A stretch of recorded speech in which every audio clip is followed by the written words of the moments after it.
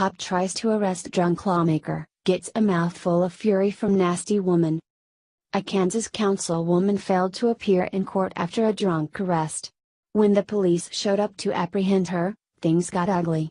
Atchison County sheriffs learned that this lawmaker's bite is much worse than her bark. We've seen a lot of outrageous behavior from government officials. Some just can't keep their mouths shut. Democrats in D.C. continue to spread division and hate, all because they hate President Donald Trump. There are some who continue to call for impeachment, over nothing. Others are encouraging supporters to attack and harass conservatives. On top of that, many notable lawmakers have been outed under the #MeToo trend. Both men and women in government have been exposed for their vile treatment of staff. They have used their influence to harass, seduce, and in some cases assault victims. Some of these people, to our great shame, are still in public office. Then there are those politicians who openly commit crimes. Sure, many of them embezzle money or cheat donors. But sometimes a lawmaker gets a little more violent. Sometimes, they completely lose their minds. That must have been the case with Carol Fowler. A city councilwoman from a small town in Kansas. She was originally arrested over a charge of being a pedestrian under the influence. Everyone likes a nip, once in a while.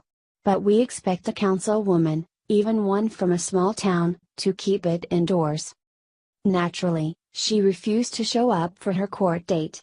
Police had to visit her at her home to take her in. That's when things got ugly. Dang. What is going on with this councilwoman? Obvious she has bigger problems than a one-time drunk offense. Listen, it's bad to get arrested for being drunk out of doors. But she should have taken her lumps like anyone else. Fowler should have shown up to the court and dealt with the problem. Obviously, there is something else going on. Why did she try to fight off the cops? Did she think she would have been able to get away? The police had to tase the woman just to get her to the station. Even then, she continued to fight back. That little thumb-biting incident only added charges to her case. Ouch! Yet another reason we should appreciate our law enforcement. They are literally getting bitten so we can be safe. Crime is taking a bite out of them. This certainly is an eye-opening for the residents of that town.